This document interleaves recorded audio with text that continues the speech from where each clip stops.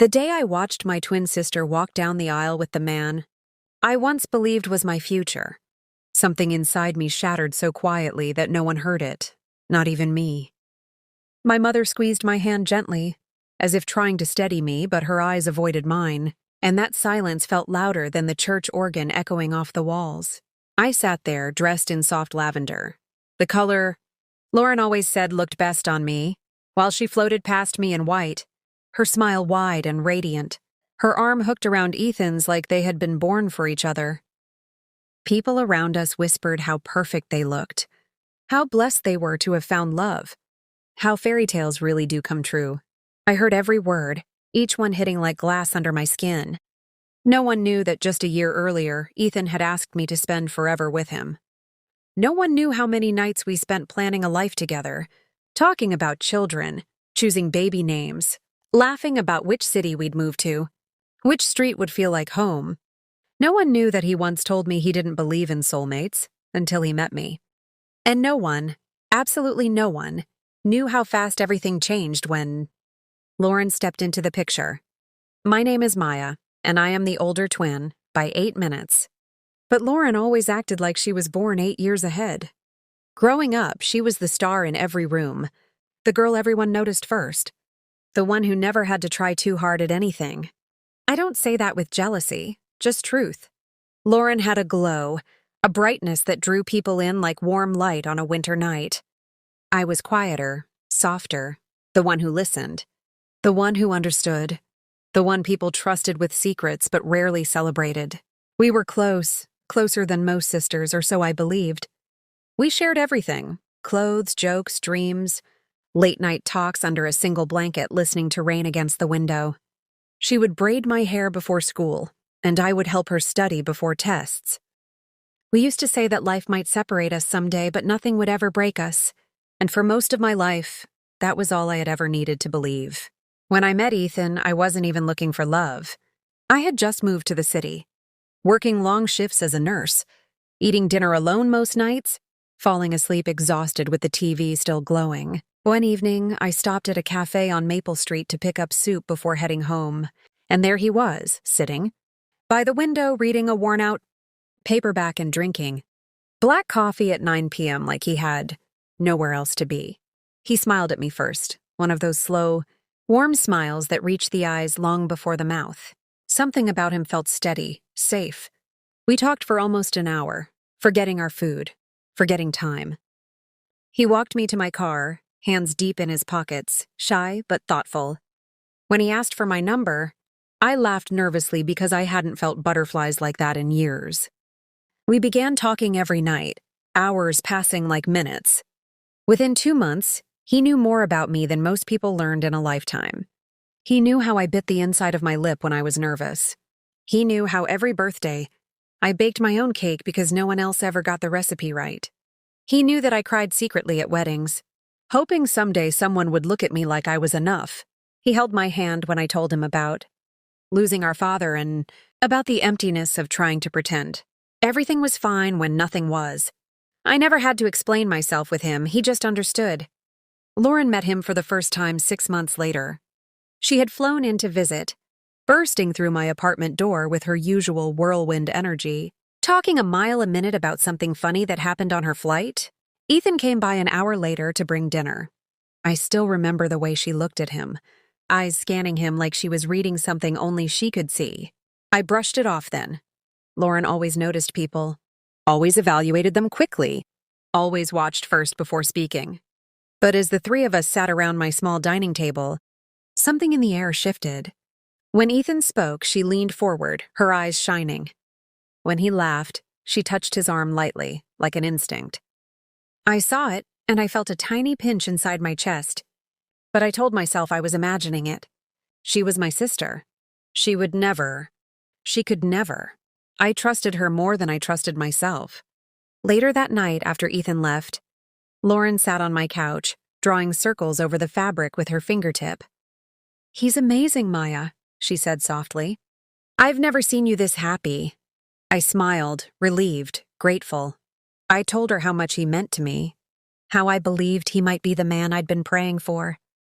She hugged me tightly and said she was proud of me. I cried then, overwhelmed with joy, not knowing that would be the last night I ever felt truly safe in her arms. In the weeks that followed, things began to change. In small ways at first, tiny pieces that didn't seem connected until much later. Lauren started calling me more, obsessively asking questions about Ethan, asking what he liked, what he didn't, what we talked about. She would joke, lightly but sharply, about how she could steal him if she wanted to, laughing like it was harmless. I'd shove her playfully and tell her to stop. She would smile, but her eyes stayed fixed and unreadable. Then she began showing up unannounced whenever Ethan and I planned something. If we had dinner reservations, she insisted on joining. If we were watching a movie, she would appear with popcorn and blankets like it was a sibling sleepover. Ethan was polite, always kind, never acting bothered. He told me he liked that my family was close. I didn't want to seem dramatic or insecure, so I said nothing. I kept quiet like I always did. But the first real crack formed the night. I found them standing on the balcony together, talking quietly under the golden porch light. They stood closer than strangers should, closer than siblings-in-law should. Ethan's head was low, listening intently, and Lauren's hand rested gently on his arm. Her face softened in a way I had never seen before. When they noticed me, they stepped apart quickly, too quickly. Ethan smiled, pretending nothing was wrong. Lauren looked at me like she had been caught stealing something. Small, something no one else would notice missing. That was the moment I first felt fear. I told myself not to overthink it, that the balcony moment meant nothing, that maybe they were simply getting to know each other because they both cared about me. I tried to swallow every doubt, tried to bury it beneath reasons and excuses and all the trust I had spent a lifetime building with them. But something inside me had shifted, a quiet alarm ringing so softly that at first, I could pretend not to hear it. Over the next few weeks, I noticed Lauren messaging Ethan more often. I'd glance at his phone and see her name flashing on the screen, and he would tilt the screen slightly away, not enough to be obvious, but enough to make my stomach twist. He said she was just asking about birthday gift ideas for our mother, or texting funny videos, or needed help with something small. I nodded, smiled, pretended it didn't matter.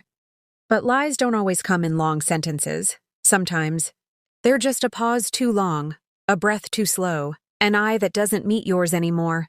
We started arguing more. Nothing dramatic, nothing anyone would notice from the outside. Just small fractures, little misunderstandings, frustrations he never used to show. The man who once listened to every word I spoke now seemed distracted, distant, like someone had turned the volume down on us. He would cancel plans last minute, saying he had work late, though sometimes I could hear music or laughter behind him on the phone. He stopped asking about my day. He stopped reaching for my hand in the car. He stopped looking at me like he once did, like I was something precious. And every time he drifted farther away, Lauren seemed to float closer. One weekend I asked him if everything was all right, if something was wrong, if I had done something, if we were okay. He sighed, rubbing the bridge of his nose, tired in a way that made me feel guilty even for asking. "You're overthinking again, Maya," he said, his voice flat and dismissive. "Can we just have a normal evening without you analyzing everything?" Those words stung. I had never seen him like that, annoyed, cold, impatient. I apologized immediately, though I wasn't sure what I had done wrong. The rest of the night we sat beside each other like strangers sharing a bench. Later I went to bed early, staring at the ceiling, listening to him texting in the other room. The tapping of the keys felt like needles against my ribs. I closed my eyes and prayed, really prayed, that it was just stress, just temporary, just life happening, not the beginning of something I couldn't face. The next morning, I woke up and found him in the living room whispering angrily into the phone. When he realized I was awake, he ended the call abruptly and forced a smile that didn't reach his eyes. "Just work stuff," he muttered. I nodded, pretending to believe him because believing anything else felt like stepping off a ledge. But the truth is, when love starts fading, your body feels it long before your mind is willing to understand. Your heart knows. Your bones know. Your breath knows. And mine felt heavy, strained, as if I had been running without moving. A few days later, Lauren called to say she was coming to stay with me for a while. just until she figured some things out. She sounded broken, emotional, like she needed someone, and I couldn't say no. She arrived with 2 suitcases and tear-filled eyes, claiming she had ended a relationship and needed space to heal. I held her, comforted her, let her sleep in my bed while I took the couch. I cooked for her, listened to her cry, stayed awake with her until sunrise. I believed every word because she was my sister, my twin, and I loved her enough to bleed for her. The first night she stayed, Ethan didn't come home until after midnight. He said he was working, but he smelled faintly like perfume. Not mine, not Lauren's either, or so I thought. When he walked into the kitchen, he froze seeing her there, and the way they looked at each other. Too long, too familiar, sent a cold wave through me. She wiped her face and smiled at him, soft and slow like they shared a secret. He asked if she was okay, and she nodded without speaking. I watched them both, trying to read something I couldn't yet name, feeling my pulse thudding in my throat. Over the next few days, they grew closer in ways I couldn't explain but couldn't ignore. Inside jokes, long eye contact, texting each other right in front of me. She laughed at everything he said like he was the funniest man alive. And he lit up when she entered a room in a way he hadn't for me in months. When I walked in, conversation stopped abruptly. When I sat beside them, they shifted slightly away. I felt like an intruder in my own home. One evening, I returned from work early and heard their voices from behind my bedroom door. Hushed, intense, familiar in a way that made my chest tighten. I stood there quietly, frozen, listening. I couldn't hear their words, just the tone, yeses and sighs, and the soft rhythm of intimacy disguised as concern. I knocked lightly, and they both went silent. Ethan opened the door too quickly, blocking the doorway like he was shielding something. His face flushed. Lauren sat on the edge of my bed staring down at her hands. "We were just talking," he said too fast. I nodded again, pretending, always pretending. That night, I cried silently in the bathroom with the water running so no one could hear. I stared at myself in the mirror, at the red eyes, trembling lips, and the woman who looked like she had aged years and weeks. I whispered to my reflection, "Please don't let this be real." But real things don't disappear just because you beg them to. The next morning, I found Ethan's phone buzzing on the counter while he was showering. A message from Lauren lit up the screen. My hands shook as I picked it up. The preview read, "I missed last night already." My heart stopped. Not broke, not shattered, just stopped. Time froze. I felt my knees weaken and the world around me blur. Like I had fallen underwater where everything was silent and slow and suffocating. I stood there holding the phone, my breath uneven, my mind screaming while my body went numb. A second message appeared. "We have to tell her soon." That was the moment I knew. They weren't just close. They weren't just connected. They were already gone from me. And they had both left long before I even realized I was standing alone. I don't remember how long I stood there staring at those words, frozen in place with that phone glowing in my hand like a confession written in fire. My ears rang so loudly it felt like the whole house was shaking, though everything around me was perfectly still. I wanted to scream, to throw the phone, to burst into that bathroom and demand the truth, but instead, I placed the phone gently back where I found it, wiped my tears with the back of my sleeve, and walked out onto the porch to breathe. The cold morning air hit my face, sharp and metallic, and I wrapped my arms around myself, trying to hold everything in before it spilled out. I sat on the steps as the sun climbed slowly over the neighborhood roofs, and I felt something inside me break. Not a loud, violent shatter, but a quiet, devastating crack like the slow splitting of glass under pressure. When Ethan came out of the bathroom, he acted as if nothing had happened. He kissed the top of my head casually, like a man who still believed he deserved affection, then walked past me drinking coffee and smiling. I watched him, studying every movement, memorizing every detail. It's strange how betrayal makes you suddenly observant, suddenly sober, suddenly older.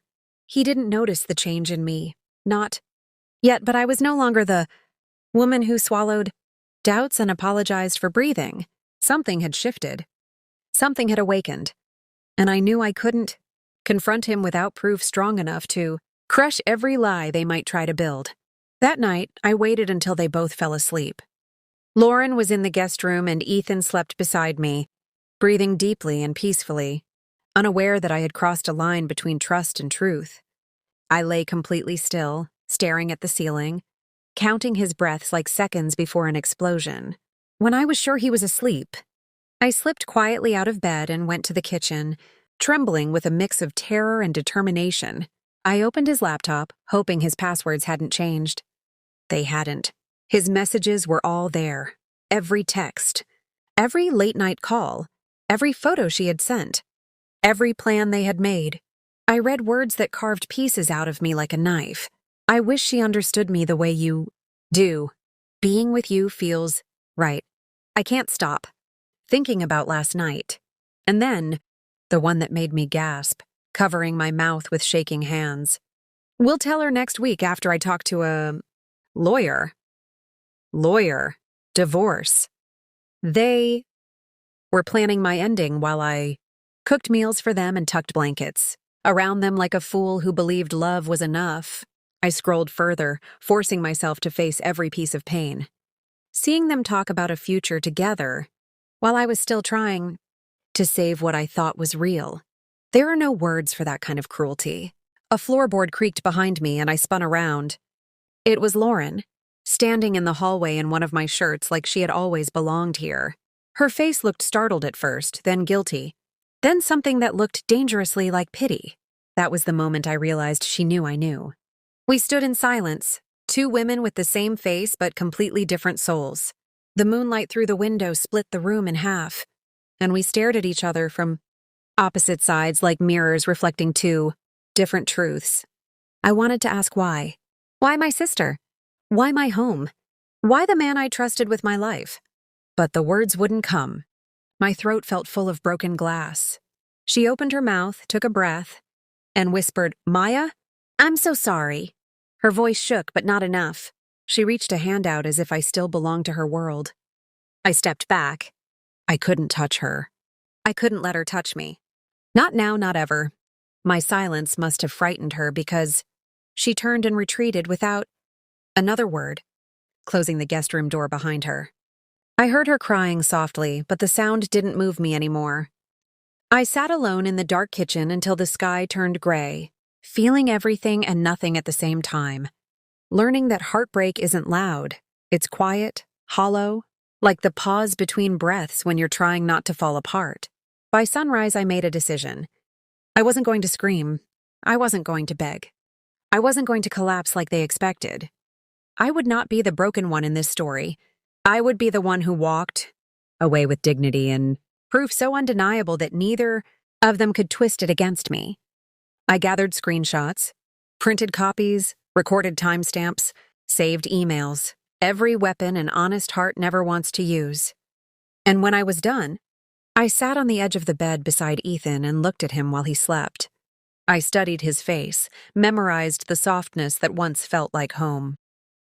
Then I whispered to myself, not to him, "This is the last morning I will ever love you." Because the truth is, betrayal doesn't end love instantly. It drains it slowly until there's nothing left but a quiet, steady resolve. And by the end of that day, the truth was going to burn through every lie they had built. The rest of that morning felt surreal, like watching someone else's life play out in slow motion. Ethan made breakfast, humming under his breath like a man without secrets, while Lauren stayed hidden in the guest room, her footsteps silent and careful. I sat at the kitchen counter with a cup of coffee I couldn't taste, watching him move around confidently in a home he had already replaced me in. Every time he smiled at me, pretending everything was normal, pretending love still lived here, something inside me hardened. I kept thinking about how easy it must have been for them, how many nights they laughed behind my back, how many lies they crafted together, how we took photos as a perfect family while they stole pieces of my life in the background. When he leaned over to kiss my cheek, his touch felt like fire, and I forced myself not to flinch. I needed to play calm until I was done preparing for war. After breakfast, he said he had to run an errand, and I watched him grab his keys and walk out the door without even glancing toward the guest room. I wondered if he left to meet her, somewhere later or to call her about what happened last night. I didn't care anymore, because I already had everything I needed. As soon as his car disappeared down the street, I walked to the guest room and knocked once. The door opened slowly, and Lauren stood there with red, swollen eyes, looking smaller, weaker, different from the confident sister I grew up competing with my whole life. She opened her mouth to speak, maybe to explain or to apologize again, but I lifted my hand to stop her. I wasn't interested in excuses. I wasn't interested in tears. I wasn't interested in hearing why the two people who should V protected me chose to cut the deepest wound instead. "We're done, Lauren," I said quietly, my voice steady even though my heart trembled. "Whatever you thought you won, it ends here. I'm not screaming. I'm not fighting. I'm just walking away from both of you." She stepped forward, reaching for my hand, and whispered, "Maya, please. It wasn't supposed to happen like this." A bitter laugh escaped me, soft, tired, final. "Things like this don't just happen. You chose him. He chose you. And now you both lose me." Her face crumpled and she whispered, "I never wanted to hurt you." That sentence, the most cliché of all, finally snapped the last thread holding me to any memory of loyalty. "Then you shouldn't have touched what was mine," I said quietly. And I closed the door gently, not slamming it, because anger wasn't what I felt anymore. Clarity was. I packed a suitcase slowly, folding clothes with shaking hands, tears finally falling but silently, like releasing a storm I had held in too long. I took only what belonged to me, nothing more. The house felt unfamiliar suddenly, like a museum of fake emotions and staged happiness. Every corner held a memory that now tasted bitter. When I finished, I placed a sealed envelope on the kitchen table, with the printed evidence and a handwritten note that said only, "I know everything." No explanations. No questions. No begging. Just truth. As I grabbed my keys and stepped out the door, sunlight hit my face, warm and bright, and for the first time since this nightmare began, I could breathe. I didn't look back, not once, because sometimes walking away isn't weakness, it's the loudest power there is. And with every step I took down the driveway, I felt the weight lift, piece by piece, until all that remained was the beginning of someone new, someone stronger, someone they would regret losing for the rest of their lives. And somewhere behind me, I heard the front door open and Ethan's voice calling my name. Confused and desperate, but I didn't stop. I kept walking, suitcase rolling behind me like freedom, because this time the ending was mine to write. I didn't know where I was going when I pulled out of the driveway, my hands trembling on the steering wheel as the road stretched ahead like a lifeline. I just drove, letting the city blur past through wet eyelashes until I reached the little coastal town where my grandmother used to take us every summer. I parked near the pier and stepped out, breathing in the cold, salt air that felt like a cleansing slap to my skin. My phone buzzed again and again in my pocket. Ethan, Lauren, missed calls stacked one after another, but I refused to look. I needed silence, I needed distance. I needed to remember who I was before the betrayal tried to convince me I was broken.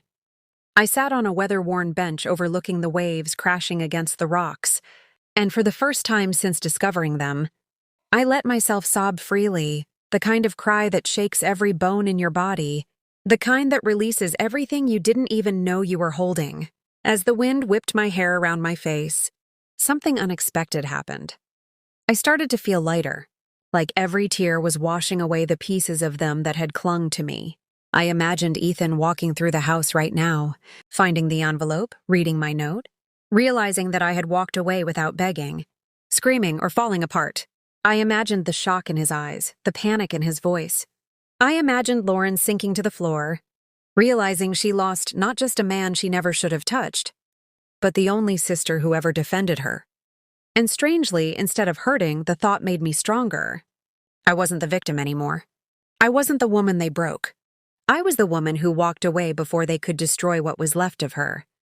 I watched the ocean stretch endlessly in front of me and whispered to myself, "You survived." The words felt foreign at first, then powerful, then true. The sun began to set, painting the sky in gold and deep pink. And I thought, endings can be beautiful too, if you're brave enough to face them. When I finally wiped my face and stood up, I wasn't healed, not yet, but I was standing on my own 2 feet again. And that was enough for today. I turned back toward my car, ready to find a small motel and rest, ready to begin whatever came next. For the first time in years, I wasn't afraid of the future. I wasn't afraid of being alone, because now I knew something I had forgotten somewhere along the way. I was always stronger than the people who betrayed me. And I was finally free. The next morning, I woke up in a small seaside motel, the kind with faded blue curtains and the smell of ocean salt embedded into everything. For a moment, I lay there staring at the ceiling, unsure of where I was or how I had gotten there. And then it all came back. The betrayal, the quiet exit, the long drive, the way the sunset bled into the water as if the universe itself was telling me to let go. I expected to feel shattered when I opened my eyes, but instead there was a strange, quiet peace settling in my chest, like the calm after a violent storm.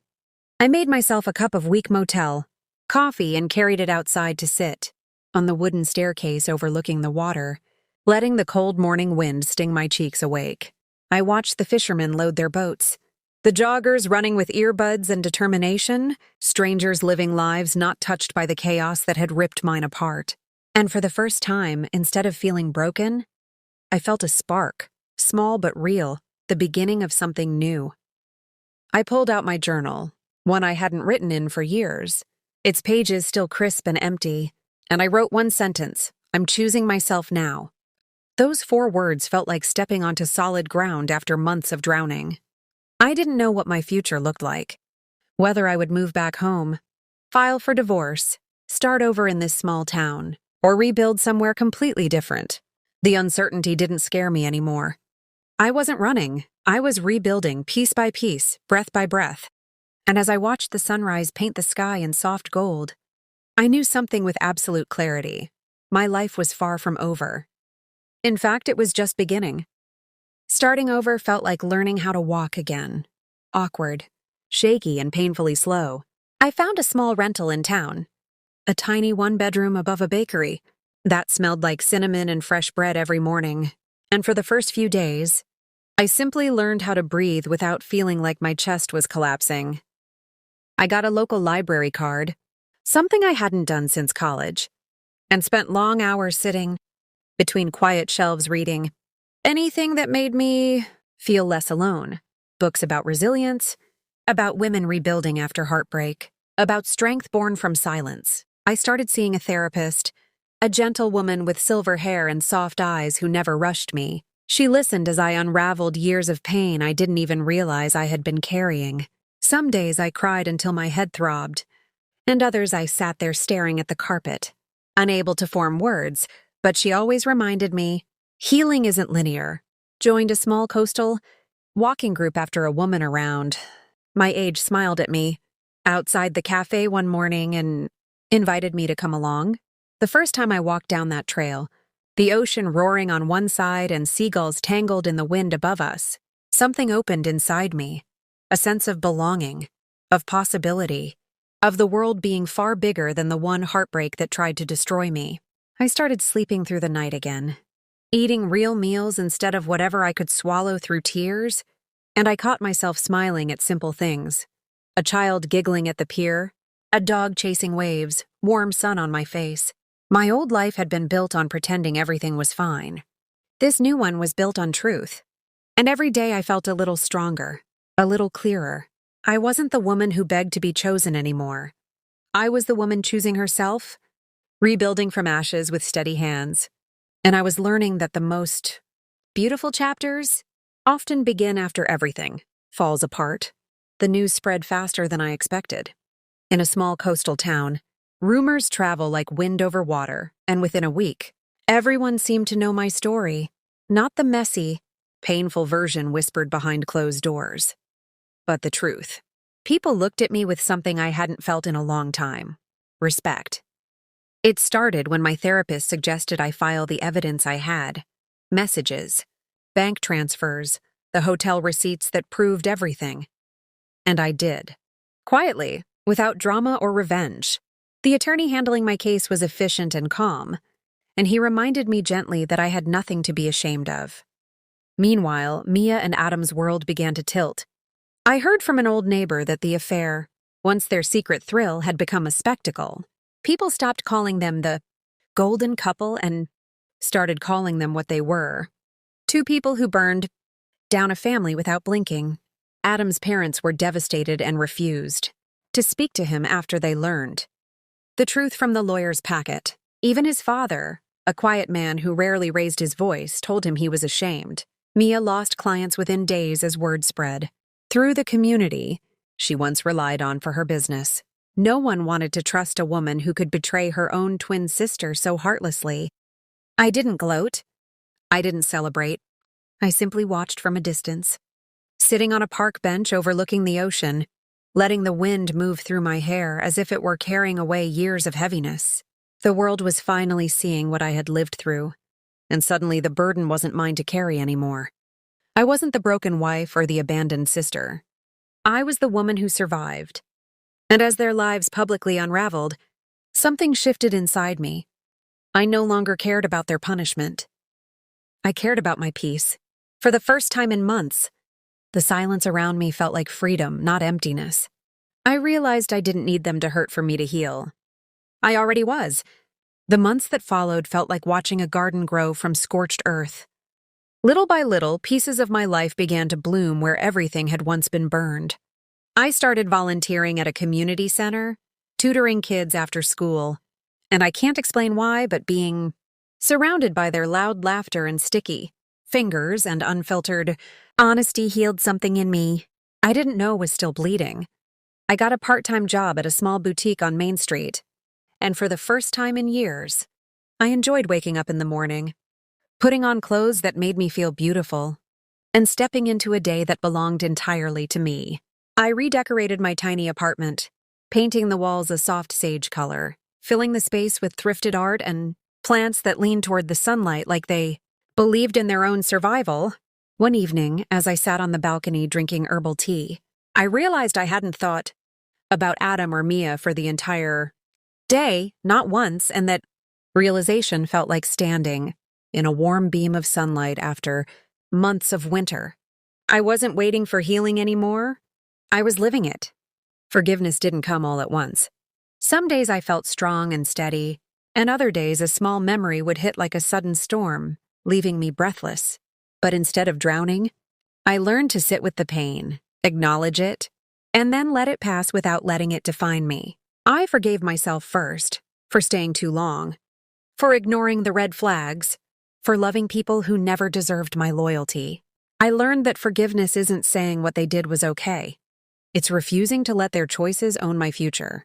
And slowly, as I built friendships with kind, genuine people in town, as I laughed more freely and slept more deeply, I found myself letting go. Not because they deserved forgiveness, but because I deserved peace. I wasn't rebuilding the version of myself that existed before the betrayal. I was becoming someone new, stronger, softer, wiser, and unshakably whole. It happened on a quiet Saturday afternoon, months after I thought that chapter was fully closed. I was standing in line at the little bakery beneath my apartment, waiting to buy a loaf of warm sourdough. When the bell over the door chimed and the room shifted, I turned slightly, and there they were, Adam and Mia, standing side by side like ghosts from a life that no longer belonged to me. They looked nothing like the people I once knew. Adam's eyes were sunken, his shoulders stooped as if life had become too heavy to carry. Mia's face was drawn and tired. Her once perfect posture collapsed inward. They both froze when they recognized me, and for a moment the whole shop fell into a strange, suspended silence. My heart didn't race. My hands didn't shake. Instead, an unexpected calm washed over me, like the tide smoothing the shoreline.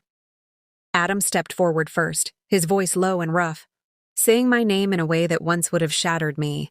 I'm sorry, he whispered, eyes glistening with humiliation, regret, or maybe just the weight of consequences. My sister tried to speak too, but her voice broke before the words formed. People in the bakery watched, but I didn't feel exposed.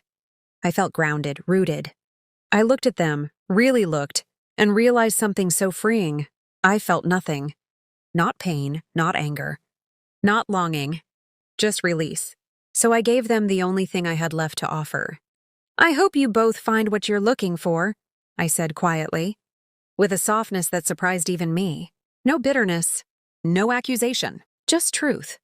I picked up my bread when my order was called, nodded politely, and walked past them toward the door. As the sunlight hit my face and the warm air wrapped around me, I felt light, weightless even. I didn't need apologies, explanations, or closure from them. The closure was the peace inside me, the strength I built alone, the woman I had become. They were no longer the ending of my story. They were simply a chapter I had outgrown. And as I walked down the street, lined with flowers and small shops and strangers, smiling at the start of spring, I understood something beautifully simple. I didn't win by hurting them. I won by healing myself. There are moments in life when the people we trusted most become the reason we crumble, and the pain feels too heavy to survive. I used to believe that losing someone I loved meant losing myself too. But now I understand something deeper. Sometimes God removes people from your life because they were quietly breaking pieces of you that you never noticed missing. Healing didn't come in a grand moment or a loud confrontation. It came in silence, in choosing peace over chaos, dignity over drama, and self-respect over begging to be chosen. If you ever find yourself standing in the ruins of a life you thought was permanent, I hope you remember this. You are allowed to walk away. You are allowed to rebuild. You are allowed to outgrow the people who swore they loved you. And you are allowed to become someone stronger, wiser, and softer than the person who survived that heartbreak. Betrayal is not the end of your story. It is simply the page you turn when you finally understand your worth. Thank you for listening to my story. I hope it reminds someone tonight that healing is possible and that peace is worth more than any relationship built on lies. If you've ever lived through something like this, or if you're still learning how to stand again, I would love to hear your thoughts in the comments. Your voice might be the light someone else needs. And if you felt something in this story, if it touched your heart or made you think, or gave you strength, please take a moment to like this video, subscribe, and turn on notifications so you never miss another story. Your support means more than you know. Take care of your heart, protect your peace, and remember, you deserve a love that stays.